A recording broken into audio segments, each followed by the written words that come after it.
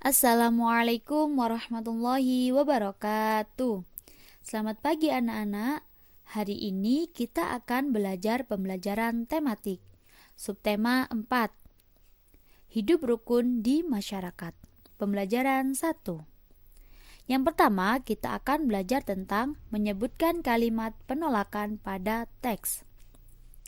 Jenis kalimat sangatlah bermacam-macam. Salah satunya adalah kalimat penolakan. Kalimat penolakan berkaitan dengan jawaban dari ajakan seseorang. Kalimat penolakan seharusnya diucapkan dengan santun. Kalimat penolakan ditandai dengan kata maaf dan tidak. Perhatikan contoh teks cerita berikut. Hari Minggu besok, Arya dan Faiz akan bermain sepeda di taman. Mereka ingin mengajak Syadid untuk ikut bermain sepeda. Syadid, hari Minggu besok aku dan Faiz akan bermain sepeda di taman. Apa kamu mau ikut bermain? Tanya Arya. Iya, ayo ikut bermain bersama kami, Syadid, ajak Faiz. Maaf Arya, Faiz, aku tidak bisa ikut kalau hari Minggu. Aku dan keluargaku akan berkunjung ke rumah kakek di desa. Oh, begitu. Baiklah kalau begitu, lain kali saja kita bermain sepeda bersama. Kirim salam untuk kakekmu ya, ucap Faiz. Nah, dari teks cerita tersebut, salah satunya adalah contoh penolakan dengan cara halus, baik, dan sopan. Yang selanjutnya adalah menyebutkan jenis-jenis bahan alam untuk membuat hiasan. Bahan alam merupakan bahan yang ada di sekitar lingkungan kita. Bahan alam dapat digunakan untuk membuat hiasan. Hiasan yang dibuat biasanya berbentuk kolase atau mozaik. Macam-macam bahan alam yang bisa digunakan untuk membuat kolase dan mozaik yaitu yang pertama adalah biji-bijian. Pada biji-bijian dibagi menjadi 3, yaitu biji jagung, biji kacang hijau, dan biji kacang merah. Yang kedua yaitu kulit kerang. Yang ketiga adalah daun dan ranting, dan yang keempat adalah cangkang telur. Menghitung penjumlahan dan pengurangan suatu bilangan. Ayo kita ingat kembali penjumlahan dan pengurangan. Penjumlahan dan pengurangan dilakukan dengan nilai tempat dari setiap bilangan. Perhatikan contoh berikut. Berapa jumlah dan selisih bilangan dari 534 dan 249? Yang pertama, kalian harus menjumlahkan bilangan tersebut atau menambahkan. Pada bilangan 534 ditambah 249 adalah cara yang pertama, yaitu jumlahkan satuan terlebih dahulu, yaitu 4 ditambah 9 sama dengan 13. Tulis angka 3 lurus pada satuan, yaitu 4 ditambah 9, kemudian simpan angka 1 di atas puluhan. Yang kedua yaitu jumlahkan puluhannya. Angka 1 dari simpanan satuan kalian hitung, dan jumlah puluhan yang utuh kalian hitung juga, yaitu jadi 3 ditambah 4 ditambah 1 sama dengan 8. Kemudian yang ketiga, jumlahkan ratusan. Ratusan pada bilangan tersebut adalah 5 ditambah 2 sama dengan 7. Setelah penjumlahan selesai, kemudian kalian mengurangi bilangan atau pengurangan bilangan. Dari angka 534 dikurangi 249. Cara yang pertama adalah kurangkan satuan terlebih dahulu. Pada satuan tersebut, 4 dikurangi 9 tidak ada hasilnya atau tidak bisa. Maka kalian harus meminjam angka 1 dari puluhan. Menjadi 14 dikurangi 9 sama dengan 5. Yang kedua yaitu pada angka puluhan sisa 2.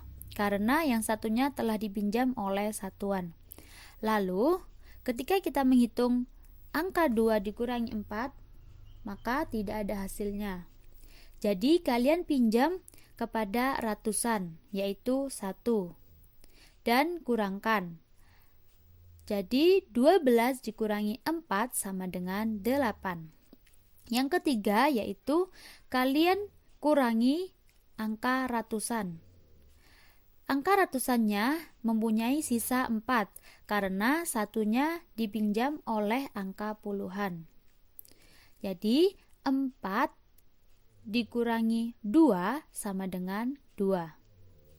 Jadi jumlahnya adalah 783 dan selisihnya adalah 285. Pembelajaran 2. Mengidentifikasi kalimat penolakan dalam percakapan. Pada pembelajaran sebelumnya, kamu sudah mengetahui contoh dari kalimat penolakan. Penolakan juga sering diucapkan dalam percakapan sehari-hari. Penolakan yang baik dapat menjaga kerukunan. Sikap tidak rukun menimbulkan pertentangan dan perselisihan. Perhatikan contoh teks percakapan berikut yang berjudul Kerja Bakti. Pak RT berkata, Pak Rudi dan Pak Tony hari Minggu ini akan diadakan kerja bakti. Apakah Pak Rudi dan Pak Tony dapat hadir? Tanya Pak RT. Pak Rudi menjawab, iya Pak RT, saya dapat mengikuti kerja bakti. Jawab Pak Tony, maaf Pak RT dan Pak Rudi, saya tidak dapat mengikuti kerja bakti karena saya akan menengok kerabat yang sedang sakit di luar kota. Jawab Pak RT, tidak apa-apa Pak Tony, akan tetapi jika ada kerja bakti lagi, maka Pak Tony dapat hadir ya. Jawab Pak Tony, baik Pak RT, terima kasih. Nah, dari contoh percakapan tersebut adalah kalimat penolakan yang sopan dan bagus, tanpa harus marah-marah. Yang selanjutnya adalah menyebutkan pengamalan sila pertama dan kedua di masyarakat. Coba kalian sebutkan bunyi dan lambang sila pertama dan kedua. Pancasila pertama yaitu ketuhanan yang Maha Esa, mempunyai lambang bintang.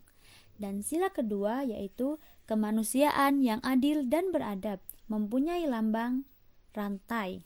Nah, berikut adalah contoh sikap yang sesuai dengan sila pertama Pancasila di masyarakat.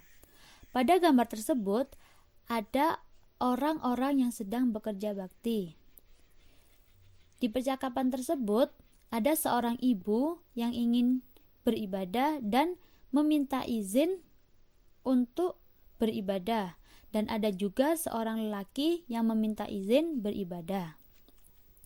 Berikut contoh sikap yang sesuai dengan sila kedua Pancasila di masyarakat.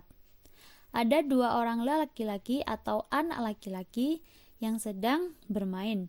Yang satunya melihat temannya sedang jatuh, kemudian ditolong dan akan diberi obat di rumahnya. Itu adalah contoh sikap yang sesuai dengan sila kedua, yaitu saling tolong-menolong. Nah, dari pembelajaran hari ini, Ustazah akan memberikan tugas mandiri untuk anak-anak, yaitu yang pertama, menentukan jumlah dan selisih dari 2 bilangan berikut, 173 dan 121, yang selanjutnya 407 dan 115, 401 dan 155, dan 555 dan 222.